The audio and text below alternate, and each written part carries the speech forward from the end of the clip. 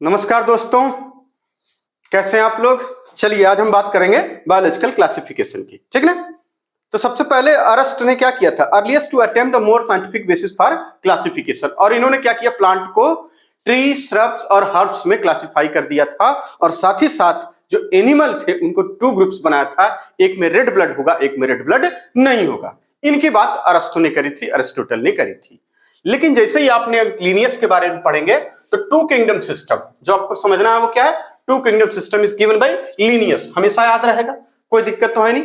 पिछले लेक्चर में, यानी पिछले मतलब जस्ट इसके पहले वाले लेक्चर में आपने क्या देखा था, लिनियस ने क्या दिया था, टू किंगडम सिस्टम यहां पर बताया जा रहा। और इसी लिनियस के बारे में बायनोमियल नोमेनक्लेचर, सिस्टमा नेचुरी इनके पब्लिकेशन का नाम था। लिनियस से ये 3-4 बातें आप हमेशा याद रखिए, कभी न कभी पूछ लिया जाता है। तो two kingdom system is given by Linnaeus. किसने दिया था, लिनियस ने। किसने, लिनियस ने। 3-4 को आप मत याद रखिए कि 3 वाला हकेल ने दिया था, 4 वाला कोपलैंड ने, वो आज तक नहीं पूछा गया, अन्य कब पूछा जाएगा। आप मर जाएंगे, है ना, जैसे मतलब तैयार होंगे, डॉक्टर बन जाएंगे, उसके बाद मतलब जब एकदम बुढ़े हो जाइएगा ना, तब भी किसी नीट की तैयारी वाले लड़के से पूछिएगा 3 किंगडम पूछा गया, 4 किंगडम पूछा गया, वो कोपलैंडवा हकेलवा वाला नहीं पूछा जाएगा।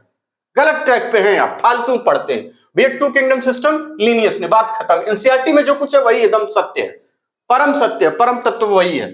To kingdom system is given by Linnaeus. एक को बनाया गया एनिमेलिया, सारे एनिमल्स को मिला के एनिमेलिया, और सारे प्लांट को मिला के प्लांटी। एनिमेलिया में सारे आगे, प्लांटी में सारे आगे। बहुत सारी कमियां थी इसमें, जैसे यूनिसेलुलर और मल्टीसेलुलर के बीच की कमियां, फोटोसिंथेटिक और नॉन फोटोसिंथेटिक के बीच की कमियां, ठीक है ना, प्रोकैरियोटिक और यूकैरियोटिक। इन कमियों को दूर किया गया बाद में धीरे धीरे।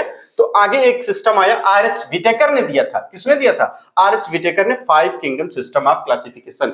5 किंगडम सिस्टम किसने, व्हिटेकर ने। 5 वाला व्हिटेकर ने, 5 वाला व्हिटेकर ने दिया था। किसने, व्हिटेकर ने। इन्होंने क्या किया कि पूरे जितने भी स्पीसीज हैं अर्थ पर उसको क्लासिफाई किया, मोनेरा, प्रोटिस्टा, फंजाई, प्लांटी और एनिमेलिया।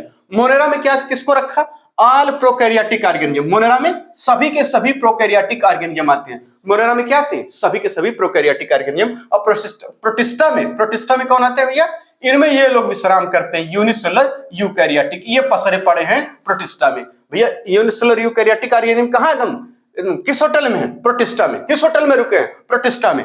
अब एग्जांपल के तौर पर आप इसमें याद रखेंगे जो अगले पेज पर दिया हुआ है, क्लेमाइडोमोनास, क्लोरेला, पैरामीशियम और अमीबा। अब कहां पर है, अब कहां पर है भैया, प्रोटिस्टा में। और पहले कहां था, ये सीधे सीधे प्लांटी में। अब सवाल ये था कि ये क्लेमाइडोमोनास, क्लोरेला प्लांटी में क्यों रखा गया था। तो उसमें सबसे बेसिक सी बात लिखी गई है कि यहां पर जो ये सारे के सारे bacteria, blue green algae, fungi, mosses, firm और जिम्नोस्पर्म, एंजियोस्पर्म, इन सबको एक साथ प्लांटी में रखा गया था ऑन द बेसिस ऑफ ये सारे के सारे हैविंग सेल वॉल, यानी सेल वॉल रखते हैं। जबकि इनके कैरेक्टर क्या थे, बिल्कुल अलग अलग थे। जैसे for example prokaryotic bacteria and blue green algae, है ना, इनको किसके साथ रख दिया गया था, यूकैरियोटिक के साथ। जबकि ये प्रोकैरियोटिक में क्या है कि बहुत सारे सेल ऑर्गेनल्स नहीं, बस समझ रहे, ठीक इसी तरह से यूनिसेलुलर यानी इनको मल्टीसेलुलर के साथ रख दिया गया, ये भी एक कमियां थी। ठीक इसी तरीके से हेटेरोट्रॉपिक्स यानी फंजाई को प्लांटी के साथ फिट कर दिया गया, ये भी एक कमी थी। जबकि इसकी सलवाल किसकी बनी होती, काइटिन की, फंजाई की, काइटिन की, इनकी सोलनोज की, ये भी नहीं फिट बैठ रहा था। इन कमियों को दूर कर दिया गया। कब यहां पे 5 किंगडम सिस्टम आर.एच. व्हिटेकर ने। अब आपसे पूछा जाता है कि जो 5 किंगडम सिस्टम है, ठीक, ये बात समझ में आ गई इतनी। अब आपसे पूछा जाता है जो 5 किंगडम सिस्टम है उसका क्राइटेरिया क्या है क्लासिफिकेशन का। तो सबसे पहला उसमें कि सेल स्ट्रक्चर लिखा हुआ है, बॉडी ऑर्गेनाइजेशन। सेल स्ट्रक्चर मतलब सेल का स्ट्रक्चर कैसा है, यानी प्रोकैरियोटिक है, यूकैरियोटिक है। बॉडी ऑर्गेनाइजेशन इसी को पहले लिखा था पहले वाली किताब में, थायलस ऑर्गेनाइजेशन। पहले वाली किताब मतलब 2018 से पहले वाली किताब, ठीक है ना, 2017-18 से पहले वाली किताब में थैलस ऑर्गेनाइजेशन ये पे लिखा था। सेलुलर है कि टिश्यू है कि ऑर्गन लेवल में, किसमें, मोड ऑफ न्यूट्रिशन, है ना, ये मेन बेसिस था क्लासिफिकेशन का इनके। रिप्रोडक्शन इसमें सेक्सुअल है, सेक्सुअल होता है, ठीक ना। फाइलोजेनेटिक रिलेशनशिप क्या है, और मोड ऑफ न्यूट्रिशन में ऑटोट्रॉपिक है या हेटेरोट्रॉपिक है, ये सारी बातें इसी में बताई गई थी, ठीक। और फाइलोजेनेटिक रिलेशनशिप का मतलब होता है एवोल्यूशनरी। इससे ज्यादा अगर जानने की कोशिश करेंगे फाइलोजेनेटिक क्या होता है, आप बायोलॉजिकल क्लासिफिकेशन वाले चैप्टर के साथ बहुत बड़ा अन्याय करेंगे, ठीक। तो ये बातें हो गई, यानी कि 5 किंगडम सिस्टम आर.एच. व्हिटेकर ने। Monera all prokaryotic organism, Protista all eukaryote, Protista all eukaryote, prokaryote eukaryotic cell के बारे में आपको पता है कि इसमें वेल डिफाइंड न्यूक्लियस नहीं होगा, बहुत सारे सेल ऑर्गेनेल्स नहीं होंगे, इनमें सब कुछ होगा और खूब बढ़िया से फिट फाट भरा होगा, ठीक ना। चलिए, यानी क्लेमाइडोमोनास, क्लोरेला, पैरामीशियम, अमीबा अब भैया है यूनिसेलुलर यूकैरियोट में, और हम धड़ल्ले से आंसर लगाएंगे कि ये प्रोटिस्टा में रुके हुए हैं, ठीक। फंजाई, फंजाई बिल्कुल एक अलग है, सेपरेट किंगडम ऑफ फंजाई है, ठीक। प्लांटी, अब सारे प्लांटी जो एल्गीज, बहुत सारे एल्गीज हैं, ठीक ना, जो यूनिसेलुलर एल्गी हैं वो छोड़कर बाकी सारी एल्गी कहां है, प्लांटी में, ठीक ना। ब्रायोफाइटा, टेरिडोफाइटा, जिम्नोस्पर्म, एंजियोस्पर्म, इसके डिवीजन बनाए गए हैं, ठीक इसी तरह से। अब एनिमेलिया यानी पैरामीशियम अमीबा जो कि प्रोटोजोआ कहा जाता था एनिमेलिया में, अब वो कहां है, कहेंगे प्रोटिस्टा में है। अगली बात लिख रहे हैं कि थ्री डोमेन सिस्टम या सिक्स किंगडम सिस्टम, ठीक ना, सिक्स किंगडम सिस्टम ये क्या है, कहेंगे इसी मोनेरा को दो ग्रुप में यानी दो डोमेन में, इसको मोनेरा किसमें, ये जो मोनेरा है ना, अच्छा इधर लिखना चाहिए था ताकि ये लगे, क्योंकि ये तो दोनों मिलके एक हो जाएगा, बस ये समझा करिए तनिक। हाँ, ये जो मोनेरा है इसी मोनेरा को आर्की और बैक्टीरिया में डिवाइड कर दिया गया। अब बाकी के तीसरा, ये दो डोमेन हो गए, डोमेन 1, डोमेन 2, और तीसरा डोमेन है यूकैरिया। इस यूकैरिया में क्या क्या आते हैं, कहेंगे प्रोटिस्टा से लेके सब कुछ, यानी प्रोटिस्टा, फंजाई, प्लांटी, एनिमेलिया, यानी प्रोटिस्टा, फंजाई, ठीक ना, प्लांटी और साथ ही साथ एनिमेलिया, प्लांटी और एनिमेलिया इसी में आते हैं। ये रही बात क्लासिफिकेशन की। अब आगे चलते हैं किंगडम मोनेरा पे, इसको नोट कर लीजिए, ठीक, इस बात को नोट करिए, फिर आगे चलते हैं।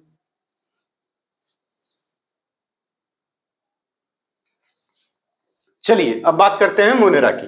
देखिए, मोनेरा में दो चीजों को पढ़ने के बारे में बता रहे हैं, एक आप पढ़ेंगे बैक्टीरिया और दूसरा पढ़ेंगे आर्की बैक्टीरिया, ठीक है। मोनेरा में क्या, बैक्टीरिया और आर्की बैक्टीरिया।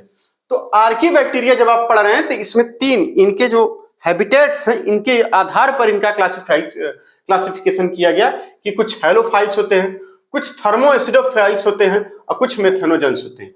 और मेथेनोजेंस के बारे में बताया जा रहा है कि ये जो बैक्टीरिया होते हैं, जो रूमिनेंट यानी जुगाली करने वाले जो जानवर होते हैं, जैसे बुफैलो, गाय, गोट, ये सब, बकरियां है ना, ये सब, भैंस, गाय, बकरी, बुफैलो, गोट और वो काऊ, इनके रूमिनेंट में पाए जाते हैं। रूमिनेंट करने वाले इनके स्टमक में पाए जाते हैं। और ये क्या करते हैं, इनके गोबर से, यानी जो गाय का ये गोबर होगा, ठीक, उनके गोबर से क्या निकालते हैं, मीथेन गैस, यानी गोबर गैस जिसको कहेंगे, ठीक ना, प्रोड्यूस मीथेन गैस। ये बात समझ में आ गई, इतनी बात ये बता रहे हैं। ये तो इनके बारे में हो गया, आर्की बैक्टीरिया के बारे में हो गया, ठीक। अब आप चलते हैं कहां पे, आर्की बैक्टीरिया में ये बात हो गई, यानी एक्सट्रीम। अच्छा, दूसरी चीज, ये बहुत ही हार्श यानी कि बहुत ही कठिन वातावरण में रहते हैं, लिखा है ना इसको, यहाँ की स्पेशल इसमें बैक्टीरिया होते हैं, live in some of the most harsh habitat. बहुत हार्श का मतलब कठिन वातावरण में रहते हैं, ठीक। एक्सट्रीम साल्टी एरिया में हैलोफाइल्स होते हैं, जो हॉट स्प्रिंग में पाए जाएंगे उनको थर्मोएसिडोफिलस। मिथेनोजेंस, जो साफ लिखा हुआ है कि मिथेनोजेंस, ठीक है ना, ये मार्सी प्लेसेस में। अगर इसको आप लिखना चाहें तो इसको लिख लीजिए, यहां पर लिखा हुआ है क्या, हैलोफाइल्स को लिखा एक्सट्रीम साल्टी एरिया, ये एक्सट्रीम साल्टी एरिया, ठीक है। और इनको लिखा है कहां पे, extreme salty area. Thermal hot spring, hot spring का मतलब होता है गर्म झरने, हिंदी में अगर देखा जाए तो गर्म झरने। और ये मार्सी, दलदली क्षेत्र में, ये कहां पाए जाते हैं, मार्सी प्लेसेस, ठीक। ये इनकी बात हो गई, कौन कहां पाया जाता है। अब उसके बाद ये आर्की बैक्टीरिया से कैसे डिफर होता है, कहेंगे इनके जो सेल वॉल का स्ट्रक्चर है वो बिल्कुल अलग होता है, और वही अलग स्ट्रक्चर इनको इस काबिल बनाता है कि ये इस इतने कठिन वातावरण में रह ले। ये बात समझ में आ गई। फिर से देखिए, यानी मोनेरा में बैक्टीरिया, आर्की बैक्टीरिया में halophiles, thermoacidophiles, methanogens, halophiles, thermoacidophiles, methanogens, halophiles, thermoacidophiles, methanogens, halophiles, thermoacidophiles, methanogens, halophiles, extreme salty area, halophiles, extreme salty area, halophiles, extreme salty area. ये thermoacidophiles hot spring, thermoacidophiles hot spring, है ना, spring का मतलब गर्म झरने, गर्म वाले झरने होते हैं। मिथेनोजेंस, मार्सी प्लेसेस, मिथेनो दलदली क्षेत्र में, ठीक है ना, अनूप क्षेत्र इसी को बोलते हैं, कक्ष बोलते हैं, ठीक है। ये बात समझ में आ गई। अब आगे बता रहा है कि ये आर्की बैक्टीरिया और बैक्टीरिया क्यों डिफर है एक दूसरे से, क्योंकि यहां पर differ from other bacteria having different cell wall structure, और यही सेल वॉल स्ट्रक्चर यानी this feature is responsible for their survival in extreme condition. अब मिथेनोजेंस कहां प्रेजेंट होते हैं? गट ऑफ रुमिनेंट एनिमल्स जैसे काऊ, बुफेलो, गोट्स, और ये responsible for production of methane या बायोगैस फ्रॉम दियर डंग या गोबर से। ठीक, मीथेन या फिर बायोगैस। अब आगे चलते हैं हम बैक्टीरिया पे, बात को समझिए।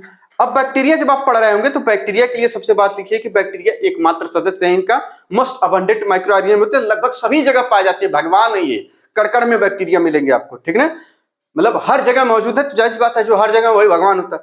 They also live in extreme habitat जैसे कि हॉट स्प्रिंग डेजर्ट, उसके बाद स्नो में, डीप ओशियन में रहते हैं।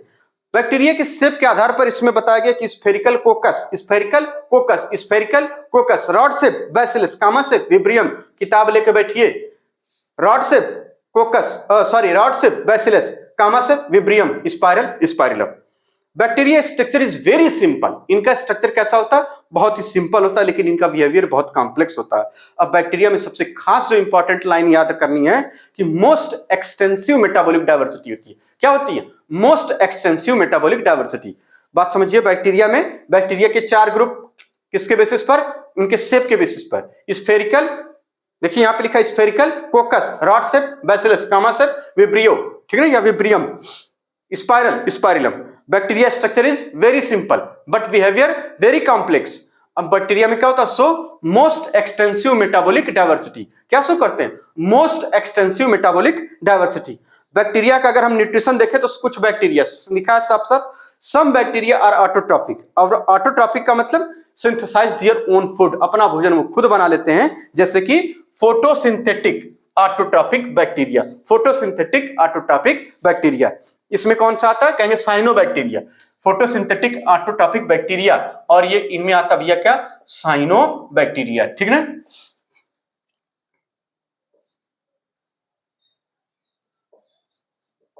या इसी को बोलते हैं blue green algae, blue green algae, ठीक, बात समझ में आ गई। फोटोसिंथेटिक ऑटोट्रॉपिक बैक्टीरिया तो कहेंगे साइनोबैक्टीरिया और ब्लू ग्रीन एल्गी, साइनोबैक्टीरिया और ब्लू ग्रीन एल्गी। बात समझ में आ गई। ये कैसे होते हैं? Photosynthetic autotrophic bacteria. एग्जांपल अगर देखा जाए इन साइनोबैक्टीरिया का या फिर ब्लू ग्रीन एल्गी का, तो नॉस्टाक एनाबेना है ना, एनाबेना, उसका ऑसिलेटोरिया। ऑसिलेटोरिया कहां पढ़ने को मिलेगा? कहेंगे 12th की बुक में, जब आप वो वाला चैप्टर पढ़ेंगे ना, माइक्रोब्स इन ह्यूमन, शायद ये ह्यूमन वेलफेयर, तो एक जगह आएगा, उसमें हेडिंग होगी microbes in fertiliser, microbes as a fertiliser. तो वहां पर ये तीनों नाम दिए हैं, नॉस्टाक, एनाबेना, ऑसिलेटोरिया। इसमें होता क्या? ये फर्टिलाइजर की तरह क्यों यूज किए जाते हैं? उसमें बताया गया कि पैडी फील्ड में, धान धान की जब रोपाई हो जाती है बरसात के सीजन में, तो इनके पाउडर आते हैं, स्पोर, वही स्पोर इसमें खेतों में छिड़काव कर दीजिए और पूरी एक काई जमा लेंगे, मोटी मोटी काई, और ये काई ही तो साइनोबैक्टीरिया ब्लू ग्रीन एल्गी है। इससे क्या होगा कि उसकी जो ग्रोथ है धान की वो बढ़ जाती है, पैडी मीन्स होता है धान, वो धान की ग्रोथ बढ़ जाती है, ठीक है ना। और उसको, और दूसरा एक फायदा क्या होता है, जब वो काई जम जाती है मोटी सी, अरे हम तो गांव में रहे, खेत में जाए, ये सब तो करके देखे हैं भैया, को हमारे लिए नई बात थोड़ी, आप तो शहर में रहे, आपके लिए होगी, गांव का हर बच्चा ये सब करके देख चुका है।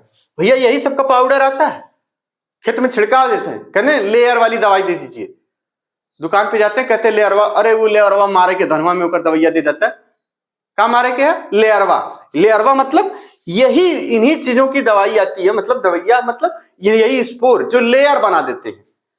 तो इसे गांव में ये फेमस है, पूर्वांचल में लेयरवा वाली दवाई फेमस है। तो ये क्या होता है? उसमें ये काई बना लेता है, मोटी मोटी परत दर परत बनाता चला जाता है, यही साइनोबैक्टीरिया होते हैं, ठीक ना, यानी नॉस्टाक एनाबेना ऑसिलेटोरिया, ठीक। और ये क्या करते हैं? फर्टिलाइजिंग, यानी एज अ फर्टिलाइजर काम करते हैं। और उसके बाद ये क्या, क्योंकि ये जाहिर सी बात है ये बढ़ जाएंगे, तो इनके अंदर क्या होगा? केमिकल्स, जो मिनरल न्यूट्रिएंट्स हैं इनके अंदर एब्जॉर्ब, ये जल्दी एब्जॉर्ब कर लेंगे। इनसे कौन एब्जॉर्ब कर लेगा? पैडी फील्ड्स, इसीलिए वहां इस बात को लिखा गया, ठीक। तो ये भी याद रखेंगे, यानी फोटोसिंथेटिक ऑटोट्रॉपिक बैक्टीरिया, यानी अपना लाइट से, प्रकाश संश्लेषित है, ठीक ना, अपना भोजन खुद बना लेते हैं।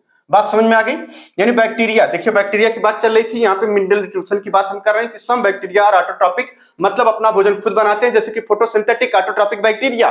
फोटोसिंथेटिक ऑटोट्रॉपिक बैक्टीरिया में साइनोबैक्टीरिया या blue green algae, photosynthetic autotrophic bacteria में cyanobacteria blue green algae, cyanobacteria blue green algae. Photosynthetic autotrophic, photosynthetic autotrophic भैया Nostoc Anabaena Oscillatoria, Nostoc Anabaena Oscillatoria, Nostoc Anabaena Oscillatoria, Nostoc Anabaena Oscillatoria. और 12th book में बताया गया कि paddy fields में इनका छिड़काव कर दीजिए, है ना। ये क्या करेंगे, एज बायो फर्टिलाइजर काम करते हैं।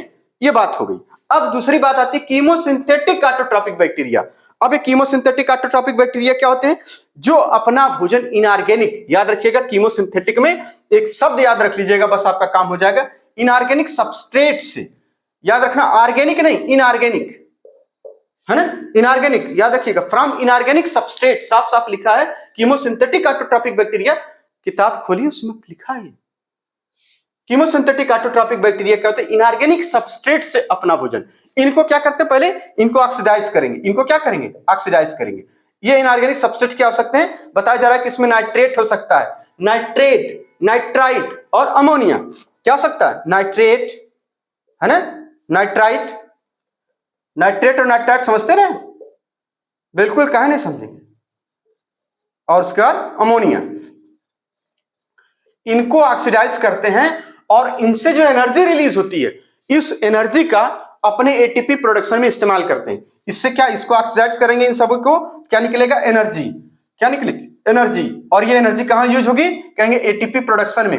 ये एनर्जी कहां यूज होगी, एटीपी के प्रोडक्शन में, एटीपी प्रोडक्शन में, एटीपी के प्रोडक्शन में। बात समझिए, बात को समझ में आ रही, ये बात एनसीईआरटी में हूबहू लिखी गई है, कोई दिक्कत। यानी ऑक्सीडाइज इनऑर्गेनिक सबस्ट्रेट जैसे nitrite, nitrate, ammonia and used release energy for their ATP production, ठीक है ना। और साथ ही साथ यही जो कीमोसिंथेटिक ऑटोट्रॉपिक बैक्टीरिया होते हैं, ये वाले बैक्टीरिया होते हैं, ये रिसाइकिल करते हैं क्या, मिनरल को, है ना, मिनरल को, यानी कि रिसाइकलिंग द न्यूट्रिएंट्स, और क्या करते हैं, रिसाइकलिंग द न्यूट्रिएंट्स। इस बात को लिख लीजिए, रिसाइकलिंग लिखा है ना, हाँ रिसाइकलिंग।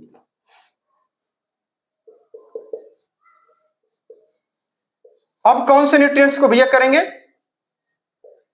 ठीक है, कौन से न्यूट्रिएंट को करेंगे, कहेंगे यहां पे नाइट्रोजन होगा, फास्फोरस होगा, आयरन होगा, सल्फर होगा, इन्हीं को करेगा, ठीक।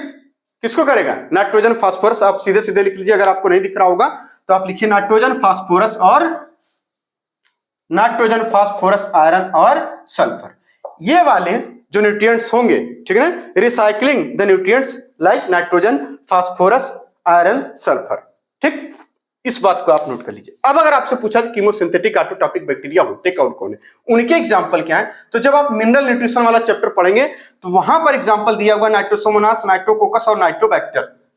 बात समझ में आ रही, वहां पर एग्जांपल क्या दिया हुआ, नाइट्रोसोमोनास, नाइट्रोकोकस और नाइट्रोबैक्टर, यानी chemosynthetic autotrophic bacteria, Nitrosomonas, Nitrococcus, Nitrobacter, Nitrosomonas, Nitrococcus, Nitrobacter, Nitrosomonas, Nitrococcus, Nitrobacter, Nitrosomonas, Nitrococcus, Nitrobacter, Nitrosomonas, Nitrococcus, Nitrobacter. ये हो गया कीमोसिंथेटिक ऑटोट्रॉपिक बैक्टीरिया, जो कि केमिकल से, किस केमिकल से, इनऑर्गेनिक सबस्ट्रेट से। इनऑर्गेनिक सबस्ट्रेट को nitrate, nitrite, ammonia, nitrate, nitrite, ammonia को ऑक्सीडाइज करेंगे और उससे एनर्जी जो निकलेगी वो क्या करेंगे, यूज करेंगे अपने एटीपी प्रोडक्शन में। और साथ ही साथ ये इनका काम क्या है, रिसाइकलिंग द न्यूट्रिएंट्स, कौन से, कहेंगे यहाँ पे नाइट्रोजन, फास्फोरस, आयरन और सल्फर।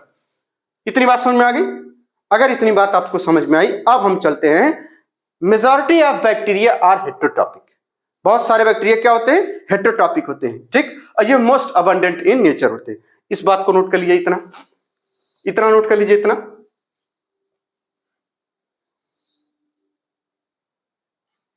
चलिए अब आगे हम बात करते हैं हेटेरोट्रॉपिक बैक्टीरिया। हेटेरोट्रॉपिक बैक्टीरिया में एक एग्जांपल आता है, हेटेरोट्रॉपिक बैक्टीरिया वो जो अपना भोजन खुद नहीं बनाते, जो अपना भोजन खुद नहीं बनाते, ये दूसरों पे डिपेंड रहते हैं, ठीक ना, ये दूसरों पे डिपेंड रहते हैं, अपना भोजन खुद नहीं बनाते हैं। इसमें पैरासाइट भी होते हैं और सप्रोफिटिक भी होते हैं। पैरासाइट वो जो दूसरे ऑर्गेनिज्म पे डिपेंड रहेंगे, अंदर या बाहर, ठीक।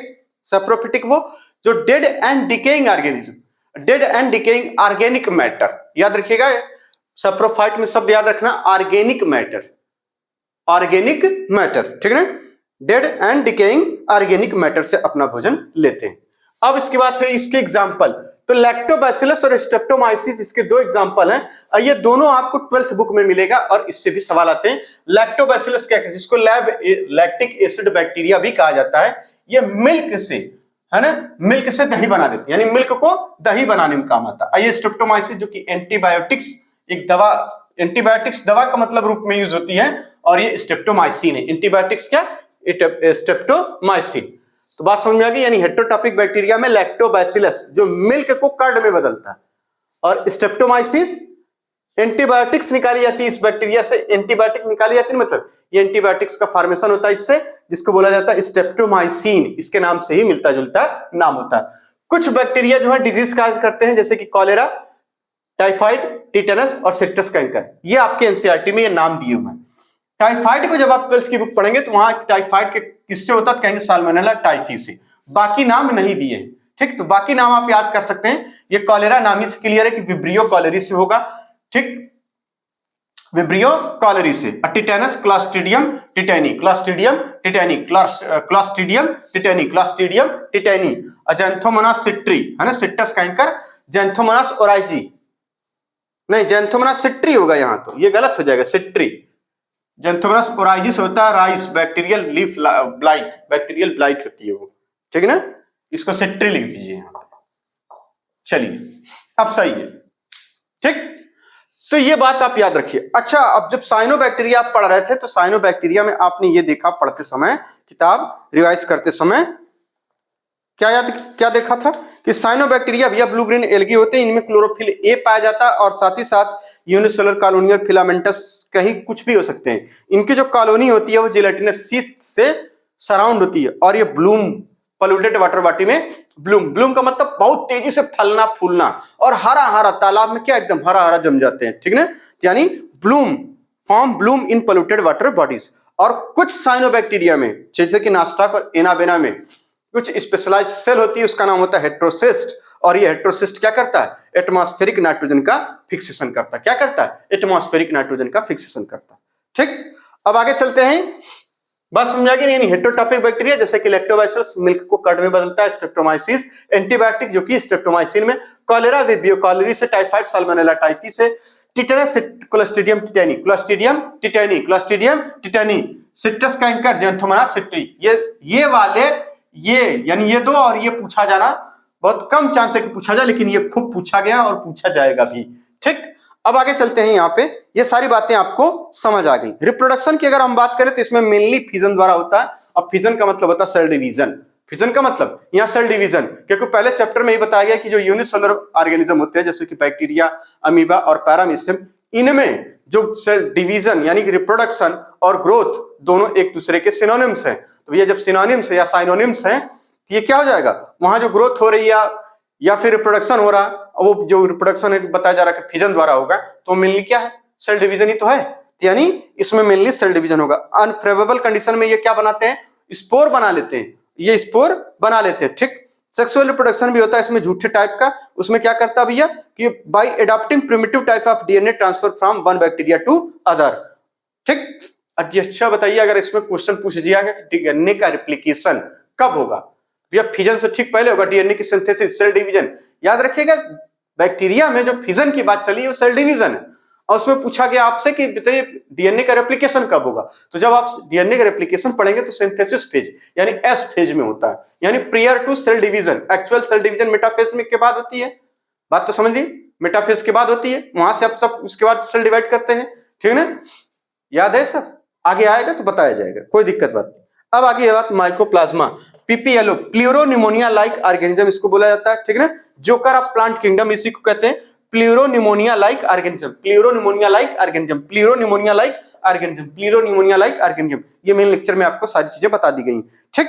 स्मॉलेस्ट लिविंग सेल है, कैन सर्वाइव विदाउट ऑक्सीजन, बिना ऑक्सीजन के जिंदा रह सकती हैं, ठीक। और ये क्या प्लांट और एनिमल्स में रोग काज करती हैं, प्लांट और एनिमल्स में रोग काज करती हैं। ये हो गई बात मोनेरा की, ये किसकी बात हो गई, मोनेरा की। तो एक सेकंड में हम अब इसको रिवाइज करेंगे, एक सेकंड तो बहुत कम समय होता है ना, चलिए 20-25 सेकंड 30 सेकंड ले लीजिए। हमने क्या देखा मोनेरा के बारे में, भैया बैक्टीरिया होगा, आर्कीबैक्टीरिया होगा। बैक्टीरिया के बारे में तो बाद में बात, पहले आर्कीबैक्टीरिया को हमने पढ़ा। आर्कीबैक्टीरिया भैया क्या मोस्ट हार्श हैबिटेट में पाए जाते हैं, जैसे कि हेलोफाइल्स होते हैं जो कि एक्सट्रीम साल्टी एरिया में पाए जाते हैं, थर्मोएसिडोफिलस जो कि हॉट स्प्रिंग में पाए जाएंगे, और साथ ही साथ बताया गया कि मिथेनोजेंस जो कि मार्सी एरिया में पाए जाएंगे। मिथेनोजेंस के बताया जा रहा है कि ये रूमिनेंट होते हैं, तो अरे गट ऑफ रूमिनेंट में, यानी जैसे कि बफेलो और काऊ ये जो होती है इनके गट्स में पाए जाते हैं, और क्या करते हैं ये रिस्पॉन्सिबल फॉर, ठीक है, इनके गोबर से याद रखिएगा, गोबर से मीथेन गैस का प्रोडक्शन करते हैं, इसी को बोला जाता है गोबर गैस या बायोगैस। आगे आएगी बायोगैस भी पढ़ेंगे, ठीक है। अब अगली बात आई बैक्टीरिया के बारे में, तो बैक्टीरिया को बताया गया यहां पर। बैक्टीरिया क्या होता है इनका, ये सोल मेंबर हर जगह पाए जाने वाले लोग हैं बैक्टीरिया, इसमें कुछ कहने की बात है नहीं, ठीक है ना। इनके बेसिस क्या होते हैं, शेप क्या होता है, spherical, coccus, rod shape, bacillus, comma shape, vibrio, spiral, spirillum, ठीक। बैक्टीरिया का स्ट्रक्चर बहुत ही सिंपल होता है, लेकिन इनका बिहेवियर बहुत कॉम्प्लेक्स होता है। Most extensive metabolic diversity bacteria में होती है। बैक्टीरिया का अगर न्यूट्रिशन की अगर हम बात करें तो इसमें फोटोसिंथेटिक ऑटोट्रॉपिक बैक्टीरिया भी होते हैं, कीमोसिंथेटिक ऑटोट्रॉपिक बैक्टीरिया होते हैं, ये कम होते हैं। मेजॉरिटी ऑफ बैक्टीरिया हेटेरोट्रॉपिक होते हैं, हेटेरोट्रॉपिक में पैरासिटिक हो सकते हैं और सप्रोफिटिक्स हो सकते हैं। फोटोसिंथेटिक ऑटोट्रॉपिक बैक्टीरिया की अगर हम बात करें तो इसमें साइनोबैक्टीरिया आता है, या ब्लू ग्रीन एल्गी भी कहा जाता है इसी को। इसके एग्जांपल है Nostoc Anabaena Oscillatoria, Nostoc Anabaena Oscillatoria, Nostoc Anabaena Oscillatoria, ठीक। और इन बैक्टीरिया में खास बात यह कि कॉलोनियल फिलामेंटस और ये कुछ भी होते हैं, इसमें क्लोरोफिल ए होता है, और इनकी जो बॉडी होती है जिलेटिनस शीथ से ढकी रहती है, और ये पोल्यूटेड वाटर बॉडी में, पोल्यूटेड जलाशयों में, वाटर बॉडी का मतलब वाटर बॉडीज यानी जलाशयों में, तालाबों में ये क्या करते हैं, ब्लूम कास्ट करते हैं। ब्लूम का मतलब अधिक फलते फूलते हैं, ब्लूम का जो शुद्ध मीनिंग है फलना फूलना, ठीक है ना। इसके बाद आगे बता रहे हैं कि इनमें जैसे कि नास्टाक और एनाबेना की बात करें तो इनमें स्पेशलाइज्ड सेल होती है जिसको हेटेरोसिस्ट कहते हैं, और ये अपने इस स्पेशल जिसको नाम है हेटेरोसिस्ट के द्वारा एटमॉस्फेरिक नाइट्रोजन का फिक्सेशन करता है, ठीक। और एक एक्स्ट्रा पॉइंट भी लिखवाया गया था, आपको याद हो, तो इसमें क्रोमेटोफोर्स भी पाए जाते हैं। ये हो गई थी बात साइनोबैक्टीरिया की, नास्टाक Anabaena Oscillatoria, Nostoc Anabaena Oscillatoria, ठीक। अब आती है बात किसकी, chemosynthetic autotrophic bacteria. Chemosynthetic autotrophic bacteria क्या होते हैं कि ये अपना जो भोजन है किससे लेंगे, इनऑर्गेनिक सबस्ट्रेट से, जैसे कि नाइट्राइट, नाइट्रेट और अमोनिया, और ये ऑक्सीडाइज करेंगे उनको ऑक्सीडाइज करके जो एनर्जी निकलेगी उस एनर्जी का काम कहां लेंगे, यूज कहां, इस्तेमाल कहां करेंगे, अपने एटीपी प्रोडक्शन में। और साथ ही साथ ये मिनरल के न्यूट्रिएंट, ये जो न्यूट्रिएंट्स के रिसाइकलिंग में भी काम आते हैं। न्यूट्रिएंट्स कौन कौन से, कहेंगे नाइट्रोजन हो गया, फास्फोरस हो गया, आयरन हो गया और सल्फर हो गया। ये बातें हो गई उसके बारे में, कीमोसिंथेटिक ऑटोट्रॉपिक बैक्टीरिया के बारे में। अब हम बात करते हैं हेटेरोट्रॉपिक। मेजॉरिटी ऑफ बहुत सारा है ना, बहुत ज्यादा से ज्यादा मोस्ट अबंडेंट इन नेचर होते हैं, और इनका काम क्या है, सिग्निफिकेंट रोल भी प्ले करते हैं। मोस्टली डिकम्पोजर होते हैं, क्या होते हैं, ज्यादातर डिकम्पोजर होते हैं, ठीक। कुछ एग्जांपल इसमें बताया गया कि कुछ बैक्टीरिया हेटेरोट्रॉपिक, अच्छा हेटेरोट्रॉपिक में भी दो ग्रुप पड़े, एक पैरासिटिक और एक सप्रोफिटिक। पैरासिटिक वो जो दूसरे ऑर्गेनिज्म पर डिपेंड रहते हैं अपने न्यूट्रिशन के लिए, और सप्रोफिटिक वो जो क्या करते हैं, सप्रोफिटिक वो जो dead and decaying organic matter से अपना न्यूट्रिएंट लेते हैं। उसके बाद बताया गया कि जो हेटेरोट्रॉपिक बैक्टीरिया का एग्जांपल है कि लैक्टोबैसिलस ये मिल्क से दही बनाता है, मिल्क से दही बनाता है, ठीक। इसी तरह से बताया गया यहां पर मतलब हमने बताया, अभी तो 12th की बुक पढ़ेंगे तो उसमें मिलेगा, ये नीट के लिए हम पढ़ रहे हैं ना फिलहाल तो। यानी स्ट्रेप्टोमाइसीस एक बैक्टीरिया है जो एंटीबायोटिक्स का प्रोडक्शन करता है, उस एंटीबायोटिक्स का नाम है स्ट्रेप्टोमाइसिन। कोई दिक्कत नहीं।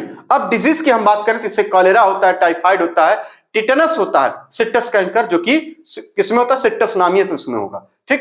अगर पूछा जाए कॉलेरा तो कहेंगे विब्रियो कॉलेरी, ठीक। Tetanus Clostridium tetani, typhoid Salmonella typhi, typhoid Salmonella typhi, typhoid Salmonella typhi, typhoid Salmonella typhi. Citrus canker Xanthomonas citri, citrus canker Xanthomonas citri. आगे चलते हैं हम इसी में, और उसके बाद इसको बोला गया, यानी इनके रिप्रोडक्शन की हम बात करें तो मेनली फिजन द्वारा होता है। फिजन मतलब सिंपल सेल डिवीजन होगा, ठीक ना। ये होता है भैया अनफेवरेबल कंडीशन में, सॉरी ये होता है फेवरेबल कंडीशन में, अनफेवरेबल कंडीशन में स्पोर बनाते हैं, ठीक। और सेक्सुअल जो होता है, सॉर्ट ऑफ सेक्सुअल रिप्रोडक्शन भी होता है इनमें, जो कि प्रिमिटिव टाइप ऑफ डीएनए को ये एक्सेप्ट करते हैं। माइकोप्लाज्मा जो कि ये क्या होती है, स्मॉलेस्ट लिविंग सेल होती है भैया, क्या होती है, स्मॉलेस्ट लिविंग सेल, प्लीरोनिमोनिया लाइक ऑर्गेनियम होते हैं। इसमें सेल वॉल कंप्लीटली पूरी तरह से नहीं होती, ठीक है, जो कर प्लांट किंगडम भी बोलते हैं इसी को, ठीक। कैन सर्वाइव विदाउट ऑक्सीजन, और ये एनिमल और प्लांट में डिजीज काज करती है। इतनी बातें नोट करिए। अब आगे चलते हैं किसमें, प्रोटिस्टा पे। इतनी बातें नोट कर लीजिए, अब आगे चलते हैं प्रोटिस्टा पे। चलिए अब बात करते हैं प्रोटिस्टा की। ठीक, प्रोटिस्टा में क्या आते हैं, all unicellular eukaryote, all unicellular eukaryote, सभी यूनिसेलुलर यूकैरियोट कहां आते हैं, प्रोटिस्टा में होते हैं। और खास बात एनसीईआरटी में यह बताई जा रही है कि boundary of this kingdom is not well defined. ठीक ना, कोई प्रोटिस्ट किसी एक के लिए प्लांट हो सकता है, किसी दूसरे बायोलॉजिस्ट के लिए वो क्या हो सकता है, एनिमल हो सकता है या फंजाई हो सकता है, कोई भी कुछ भी हो सकता है। इसमें कुल कितनी जो है ग्रुप इसमें दिए गए हैं, यहाँ पे ना क्लास है, ये नाम नहीं है, ये सिर्फ क्लासिफाई किया है कितने ग्रुप में, क्रीसोफाइट, डायनोफ्लैजिलेट, यूग्लिनाइड, स्लाइमोल्ड्स और प्रोटोजोअन्स। क्रीसोफाइट याद रखिएगा, क्रीसोफाइट पढ़िए, इसको dinoflagellate, euglenoid, slime moulds, protozoans. CDESP क्या याद रखेंगे, CDESP,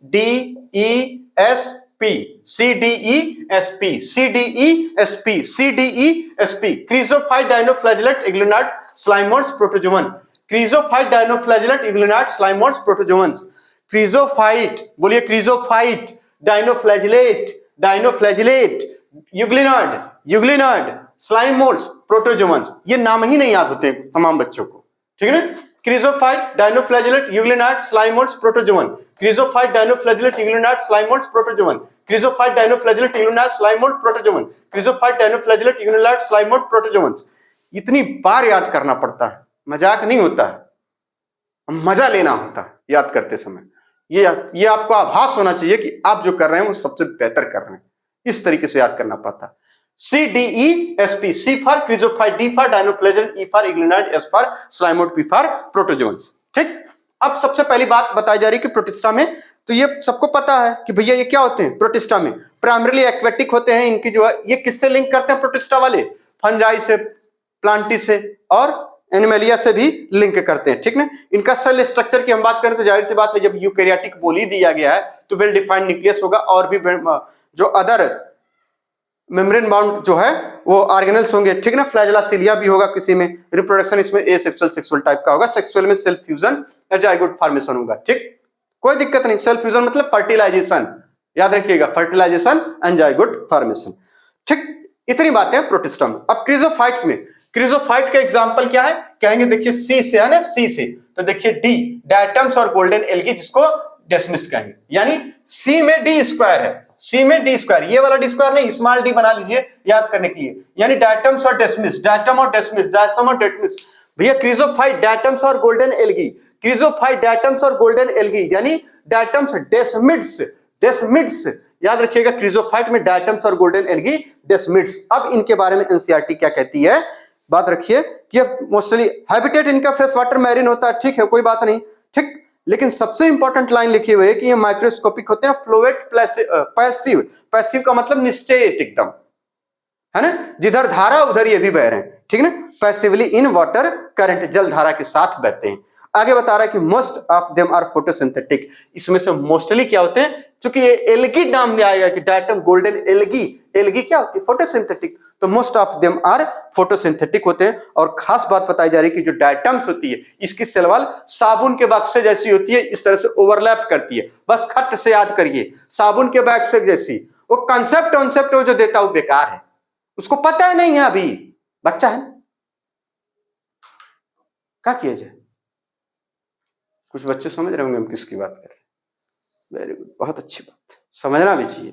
यानी डायटम से जो सलवाल होती है क्या होती है, टू थिन ओवरलैपिंग हो जाती है, जैसे कि साबुन में साबुन रख के और उसका बक्सा उसमें बंद कर दीजिए, खूब अपना डब साबुन लगाते हैं ना खूब बढ़िया से, होता कुछ नहीं है, देखिए उससे बबूत से रगड़ के नहाइए, देखिए कितना बढ़िया चिकन शरीर साफ होता है, लेकिन कहाँ टाइम है किसी के पास, वैद्य जी से लिए के आइए, उसी से लगाइए, देखिए मजा आ जाएगा। इन डायटम्स में सेल वॉल कैसी होती है भैया, टू थिन ओवरलैपिंग होती है, जैसे कि साबुन का बक्सा आपस में ओवरलैप करता है। इनकी जो वॉल होती है उसमें सिलिका होती है, डायटम्स की वॉल में सिलिका, डायटम्स की वॉल में सिलिका होती है, डायटम्स की वॉल में क्या होती है भैया, सिलिका होती है। और ये जो सिलिका होने के कार्य कैसी हो जाती है, कड़मय हो जाती है, ग्रिटी हो जाती है, और ये वॉल अक्षम्य होती है, बिल्कुल टूटती नहीं है, इसी को बोला गया इनडेस्ट्रक्टिबल, इनडेस्ट्रक्टिबल होती है ये।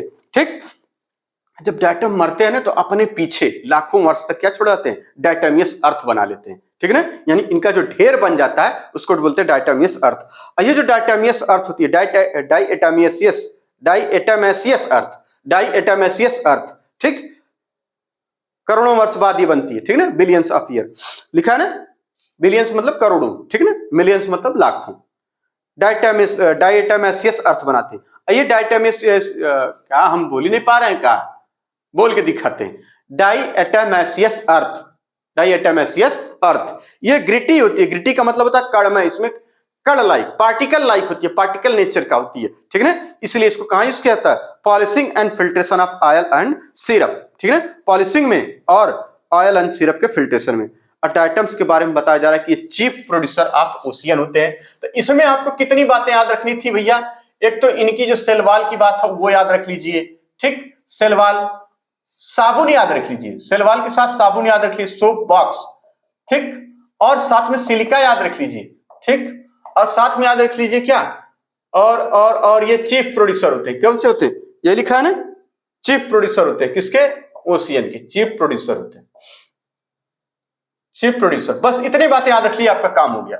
यानी क्रिजोफाइट्स में आपने पढ़ा डायटम्स और गोल्डन एल्गी, जिसको डेस्मिड्स कहते हैं। और डायटम्स ये मोस्टली कैसे होते हैं, फोटोसिंथेटिक होते हैं, प्राइमरीली एक्वेटिक होते हैं, ये भी बात चल गई, फ्रेश वाटर और मैरिन वाटर दोनों में पाए जाएंगे। अब पैसिवली एकदम बहते रहते हैं, है ना, एकदम पैसिवली याद रख लेंगे तभी काम हो जाएगा, यानी पैसिवली। इसमें सेलवाल अगर हम बात करें तो साबुन के बक्से जैसी बंद होती है, और सिलिका पाया जाता है, और ये साथ ही साथ जब सिलिका पाया जाएगा तो इनडिस्ट्रक्टिबल होगी, और ये जब मरेंगे तो अपने पीछे डायटोमेसियस अर्थ छोड़ जाएंगे, और वो कणमय होती है, कैसी होती है, कणमय होती है। और जब वो कणमय होगी तो क्या होगी, ग्रिटी, इसी को बोला जाएगा ग्रिटी। और ये कहां यूज होगी, पॉलिश में और filtration of oil and syrup में। डायटम्स क्या होते हैं, chief producer of ocean, chief producer of ocean. अब दूसरी बात, यानी दो एग्जांपल हो गए इसके। अब कह रहे हैं डायनोफ्लैजेलेट, डायनोफ्लैजेलेट। अब आती है बात डायनोफ्लैजेलेट, ये मोस्टली मैरीन होते हैं, फोटोसिंथेटिक होते हैं, और खास बात इनके कलर बदलते रहते हैं, ये डिपेंड करते हैं किस पे, इनमें कौन सा पिगमेंट है, ठीक। इनके सेलुलोज में स्टिफ सेलुलोजिक प्लेट होती है, याद रखना इसमें क्या, स्टिफ सेलुलोजिक प्लेट, याद सिर्फ और सिर्फ आप याद रख लेंगे सेलुलोजिक प्लेट, सेलुलोजिक प्लेट, बस इतनी सी बात, सेलुलोजिक प्लेट होती है। सेलवाल में क्या, सेलवाल, यहां लिख दीजिए, सेलवाल की बात चल रही, ठीक है ना, सेलवाल में सेलुलोजिक प्लेट, स्टिफ सेलुलोज, कठोर सेलुलोजिक प्लेट होती है, ठीक। आगे बता रहे हैं भैया ये क्या होती है, इसमें दो फ्लैजेला होते हैं। डायनोफ्लैजेलेट का मतलब ये दोनों, देखिए दोनों फ्लैजेलाट, दोनों फ्लैजेलेट, डायनोफ्लैजेलेट का मतलब टू फ्लैजेला, याद रखना हमें, टू फ्लैजेला होगा भैया, ठीक है ना, टू फ्लैजिला होगा। और जब दो फ्लैजिला होगा, एक बड़ा एक छोटा, और एक बड़ा छोटा इसमें नहीं, इसमें बताया जा रहा है कि एक लॉन्गिट्यूडिनली और एक ट्रांसवर्ली, जो फरो होता है, फरो का मतलब जो खांचा होता है बिटवीन प्लेट के जो आपस में जो प्लेट, फिगर देखिए बहुत ध्यान से दिखाया गया, इस प्लेट के खांचे में एक लपेटा हुआ रहता है, ठीक। एक एग्जांपल इसमें रेड डायनोफ्लैजेलेट का है ना, रेड डायनोफ्लैजेलेट का एग्जांपल है, किसका है, रेड डायनोफ्लैजेलेट, डायनोफ्लैजेलेट में रेड वाला, जिसका नाम है गोनियोलैक्स या गोनियोलैक्स पढ़िए, गोनियालैक्स। ये क्या करता है, रेड टाइड का मतलब लाल तरंगे होती हैं भैया, यानी समुद्र की जो तरंगे उठती हैं वो लाल लाल दिखाई देती है, क्योंकि उसमें ये गोनियालैक्स की मात्रा बहुत ज्यादा होती है। आपको ये रेड टाइड दिखेगा, लाल तरंगे दिखेंगी। और ये क्या करते हैं, रिलीज टॉक्सिन, और ये क्या निकालते हैं भैया, टॉक्सिन निकालते हैं, और इस टॉक्सिन की वजह से मछलियां मर जाती हैं। यही बात तो लिखी है इसमें दो फ्लैजेला होगा, one line longitudinally, other transversely in furrow between the wall plate. Red dinoflagellate जो कि गोनियोलैक्स होता है, रैपिड मल्टीप्लिकेशन करता है और क्या बना लेता है, रेड को सी अपीयर रेड टाइड, ठीक है, सी अपीयर रेड, ये इसी को लिखा गया है रेड टाइड। रिलीज टॉक्सिन्स निकालता है, जिससे मछलियां और दूसरे जानवर मर जाते हैं, दूसरे एनिमल्स मर जाते हैं। इतनी बात समझ आ गई। यानी डायनोफ्लैजेलेट में हमने क्या देखा, डायनोफ्लैजेलेट में हमने देखा कि ये भी भैया क्या होते हैं, मोस्टली क्या होते हैं, मैरीन होते हैं, फोटोसिंथेटिक होते हैं, और इनके पिगमेंट के आधार पर इनके बॉडी का कलर बदलता रहता है, ठीक है ना, मतलब बदलता नहीं रहता है, यानी जिस पिगमेंट के आधार पर इनकी बॉडी का कलर होता है। ये बात समझ में आ गई। आगे बता रहे हैं इनमें सेलवाल में क्या होती है, स्टिफ सेलुलोजिक प्लेट होती है, ठीक, ये भी बात समझ आ गई। टू फ्लैजेला होता है, एक लॉन्गिट्यूडिनली और एक ट्रांसवर्ली, ठीक, लॉन्गिट्यूडनली और ट्रांसवर्सली। इसी में आगे लिख लीजिए यहाँ पे ट्रांसफरली और लॉन्गिट्यूडनली। रेड डायनोफ्लैजेलेट का एग्जांपल है गोनियालैक्स, red dinoflagellate गोनियालैक्स, red dinoflagellate गोनियालैक्स, red dinoflagellate गोनियालैक्स क्या काज करता है? रैपिड मल्टीप्लिकेशन करके ये रेड टाइड काज करता है, यानी सी अपीयर रेड, सी अपीयर रेड, लाल दिखती हैं तरंगे, और ये रिलीज करता है टॉक्सिन, जिससे मछलियां और दूसरे एनिमल्स जो जानवर हैं वो सब पशु पक्षी, पक्षी नहीं वही एक्वेटिक एनिमल्स, ठीक है ना, वो मर जाते हैं। अब अगली बात बता रहे हैं यूग्लिनाइड में। यूग्लिनाइड का एग्जांपल है यूग्लिना। यूग्लिनाइड में बता रहे हैं ये animal and plant like protist होते हैं, ठीक। मेजॉरिटी इसमें फ्रेश वाटर में पाए जाते हैं, ज्यादातर स्टैंडिंग वाटर में, स्टैंडिंग लिखा है,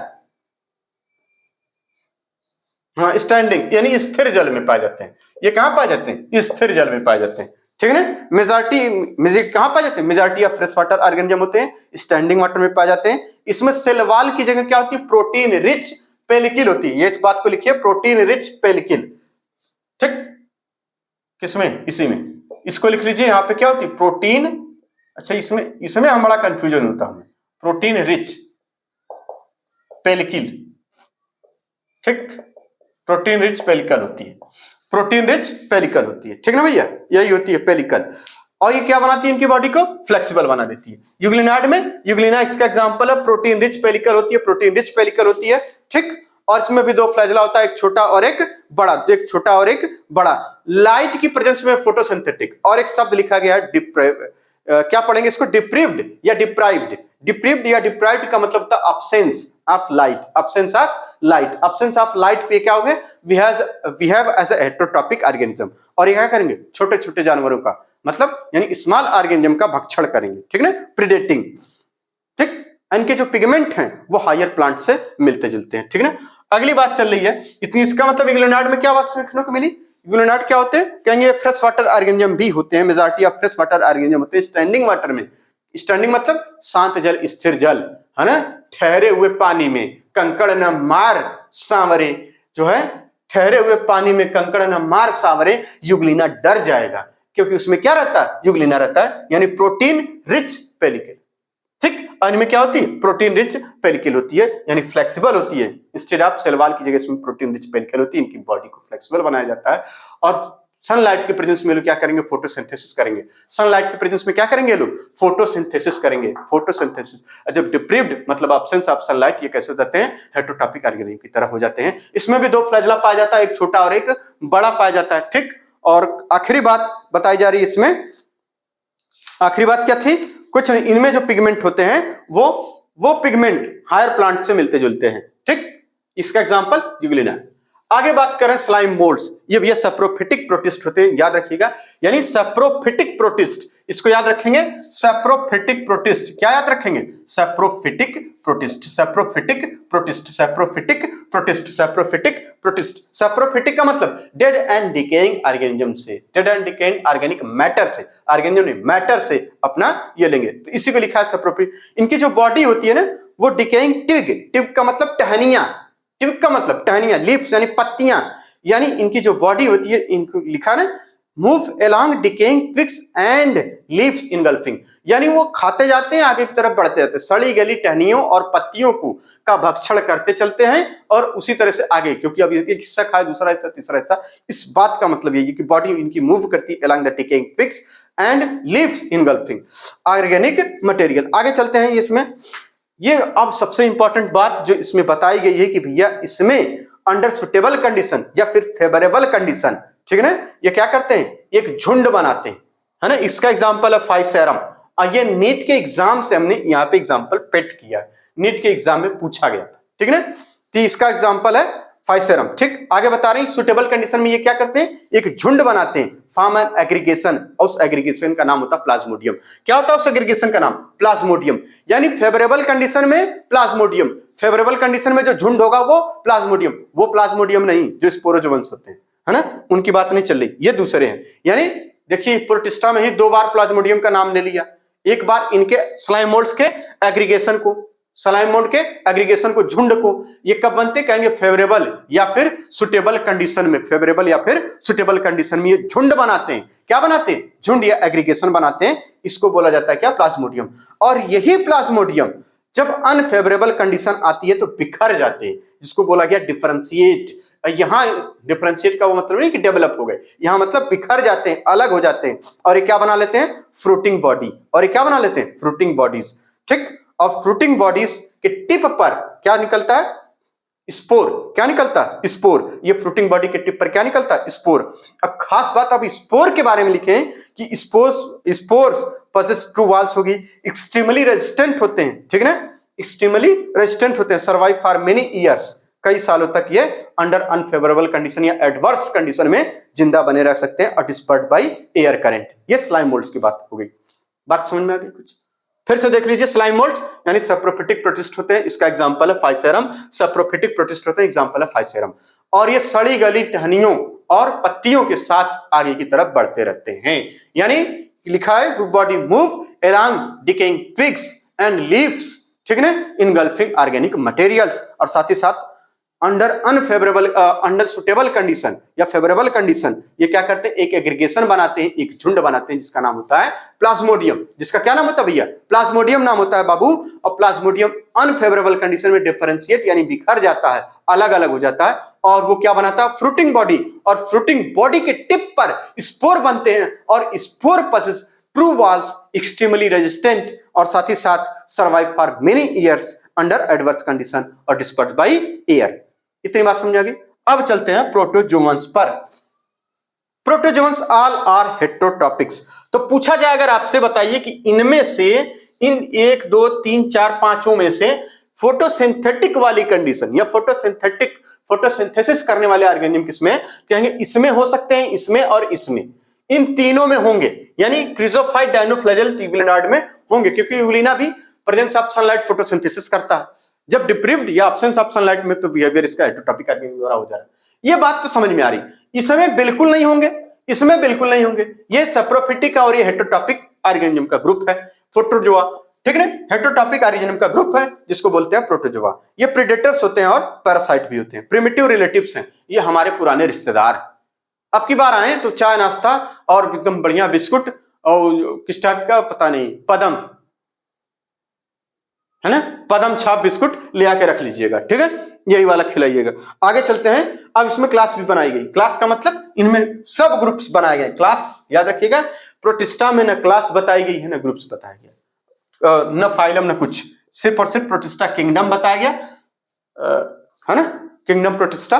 प्रोटिस्टा किंगडम में इस तरह से ग्रुप बनाया गया। अमीबार्ड प्रोटोजोन नाम से ही क्लियर है, ये अमीबार्ड प्रोटोजोन्स नाम से ही क्लियर है, यानी फ्रेश वाटर, सी वाटर, मॉइस्ट वाटर में होते हैं, और ये कैप्चर करते हैं अपना क्या, प्रे, बाय पुटिंग आउट, क्या निकालते हैं, स्यूडोपोडिया, जिसको बोलते स्यूडोपोडिया, क्या निकालते हैं, स्यूडोपोडिया, जिसको क्या बोला जाता है, फॉल्स फिट, जिसको क्या बोला जाता है, फॉल्स फिट। ये किसमें होता है, अमीबा में।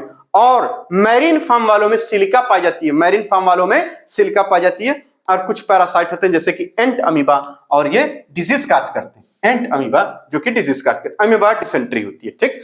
तो भैया अमीबार्ड प्रोटोजोन्स के बारे में अगर आप बात करें तो क्या होता है, कहेंगे कि अमीबार्ड प्रोटोजोन्स फ्रेश वाटर हैबिटेट तो लगभग ना के बराबर अभी तक पूछा गया है, कभी नहीं पूछा गया। मेन जो बात है इसमें कि इसमें स्यूडोपोडिया होता है। क्या होता है भैया, स्यूडोपोडिया निकालते हैं, कैप्चर करते हैं अपना प्रे स्यूडोपोडिया से, ठीक। और अगली बात बता रहे हैं क्या, दूसरी बात इसमें है कि मैरीन फार्म में जो कि सिलिका सेल्स होती है, मैरीन फार्म है सिलिका सेल्स होती है, इनके सरफेस पे सिलिका की सेल्स होती है मैरीन वालों में, और एंट अमीबा जो कि डिजीज काज करता है, ठीक। अब आती है बात, यानी अमीबार्ड प्रोटोजोन में अमीबा एंट अमीबा, अमीबा एंट अमीबा, ये तो याद ही रहेगा।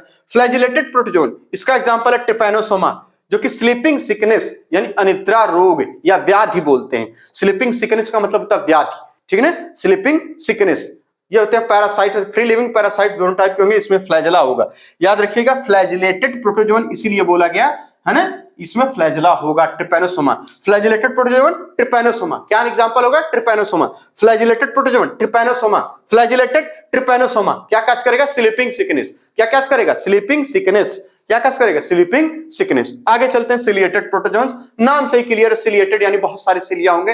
पैरामीशियम आप बचपन से देखे जाएंगे तो उसके एकदम झालर की तरह लटकता रहता है उसका सिलिया, पैरामीशियम। किसमें, पैरामीशियम में, चप्पल तरीके है ना, इसका बड़े मतलब पहले किताबों में यही लिखा जाता था, चप्पल, सिलिएटेड प्रोटोजोन। बाद में एनसीईआरटी वालों ने इनको सम्मान दे दिया, चप्पल शब्द हटा दिया, ठीक है ना। फ्री लिविंग पैरासाइट फ्लैजिलेटेड कहां, सिलिएटेड, एक्टिवली मूविंग होते हैं, सिलिया पाया जाएगा इसलिए एक्टिवली मूविंग होते हैं, यानी जलधारा के विपरीत भी मूव कर सकते हैं ये लोग, ठीक, एक्टिवली मूव होते हैं, क्यों, क्योंकि थाउजेंड्स ऑफ सिलिया पाया जाता है इसमें कैविटी होती है जिसको गलट कहते हैं, ठीक, कैविटी होती है जिसको गलट कहते हैं, ये गलट कहां खुलती, बाहर की तरफ सेल के सरफेस में, और साथ ही साथ coordinated movement of row of cilia, जो रो होता है ना सिलिया का, रो में जो सिलिया होती है ना उसमें कोऑर्डिनेटेड मूवमेंट होता है, और उससे जो पानी है उसमें पानी में जो फूड है वो फूड यहां कैविटी में भेज दिया जाता है। बात समझ में आ गई, यानी the coordinated movement of row of cilia causes the water laden food to be steered, steered मतलब होता है भैया भेजना, स्टेरड लिखा ना, स्टेरिड या स्टेरड जो भी पढ़ लीजिए, इसका मतलब होता है भेजना इनटू गलट, यानी जलयुक्त भोजन गलट में भेज दिया जाता है। कैसे भेजा जाता है, जलयुक्त भोजन कहां भेजा जाता है, गलट में, और गलट में पहुंचता कैसे, इनमें, क्योंकि वही कोऑर्डिनेटेड मूवमेंट होता है, एक पैटर्न में मूवमेंट होता है, ये नहीं कि तुम इधर तो हम उधर, ऐसा नहीं, ऐसे घूमो कि ताकि पानी भी गलट में चला जाए और उस पानी में जो भोजन है वो भी गलट में चला जाए, इसका मतलब ये होता है, ठीक। आगे चलते हैं, इसका एग्जांपल है पैरामीशियम, इसका एग्जांपल क्या हो जाता है, पैरामीशियम, इसका एग्जांपल पैरामीशियम। आगे चलते हैं स्पोरोजोन्स, नाम इस क्लियर है कि ये बहुत खतरनाक होते हैं, कम से कम इनके जीवन में कभी न कभी एक बार क्या आ जाएगी, spore like infectious stage, spore like infectious stage आएगी, एक बार स्पोर लाइक इन्फेक्शियस स्टेज आएगी, और सबसे कुख्यात है नोटोरियस, नोटोरियस मींस होता कुख्यात, मोस्ट नोटोरियस, नोटोरियस मतलब होता कुख्यात, है ना, देखिए जो अच्छा काम के लिए होता है उसको बोलते प्रख्यात, है ना, या विख्यात, जैसे होता है विश्व विख्यात, देश विख्यात तो नहीं, या प्रख्यात, यहाँ नोटोरियस मतलब होता कुख्यात, है ना, जो गंदे काम के लिए जाना था, खराब काम के लिए जाना था उसको बोलते कुख्यात। तो यहाँ भैया मोस्ट नोटोरियस, और मोस्ट नोटोरियस कौन है, प्लाज्मोडियम, क्या कस करता, मलेरिया, क्या कस करता भैया, मलेरिया, फाल्सिफेरम, है ना, पढ़ाया जाएगा, ये आगे आएगा, है ना, सबसे खतरनाक स्पीशीज 12th बुक में दिया हुआ। तो स्पोरोजोन्स के बारे में प्लाज्मोडियम, तो ये सारे एग्जांपल एक बार फिर से क्रिजोफाइट का, डायटम्स, गोल्डन एल्गी जिसको डेस्मिड्स कहते हैं, डायटम्स और गोल्डन एल्गी, देन डायनोफ्लैजेलेट का एग्जांपल रेड डायनोफ्लैजेलेट है गोनियालैक्स जो कि रेड टाइड कैस करता है, यूग्लिना का यूग्लिनाड, यूग्लिनाड का यूग्लिना, स्लाइम मोल्ड का फाइसेरम, एनसीईआरटी वो नीट के क्वेश्चन से आ गया। प्रोटोजोन्स में अमीबाइड प्रोटोजोन्स कहेंगे amoeba and amoeba, flagellated protozoans कहेंगे टिपोनोसोमा शिपिंग सिकनेस काज करता है, ठीक। सिलिएटेड में पैरामीशियम, सिलिएटेड में पैरामीशियम, स्पोरोजोन्स में प्लाज्मोडियम, स्पोरोजोन्स में प्लाज्मोडियम, इसका प्लाज्मोडियम और इसका प्लाज्मोडियम अलग है। इसका प्लाज्मोडियम कब बनता है, कहेंगे फेवरेबल कंडीशन में ग्रुप बनाते हैं, झुंड बनाते हैं, जिसको बोलते हैं क्या, प्लाज्मोडियम, और वो Plasmodium under unfavourable condition, under unfavourable या एडवर्स कंडीशन में डिफरेंशिएट यानी बिखर जाते हैं, और बिखर करके क्या बनाते हैं, स्पोर, है ना, बिखर करके फ्रूटिंग बॉडी, यानी थोड़े से डेवलप करेंगे फ्रूटिंग बॉडी बन जाएगी, जैसे फंजाई में होता है इस तरह से इनके केस में हो जाएगा। यानी क्या बनाएंगे, बड़े ध्यान से सुनिए, क्या बनाएंगे, ये फ्रूटिंग बॉडी, और उनके फ्रूटिंग बॉडी के टिप पर क्या होगा, स्पोर, स्पोर में ट्रू वॉल्स होगी, रेजिस्टेंस होगा, और सर्वाइव करेंगे कई सालों तक, और साथ ही साथ एयर द्वारा इधर से उधर पहुंचा दिया जाएगा। इतनी बात आप नोट कर लीजिए, इतनी बात आप नोट कर लीजिए।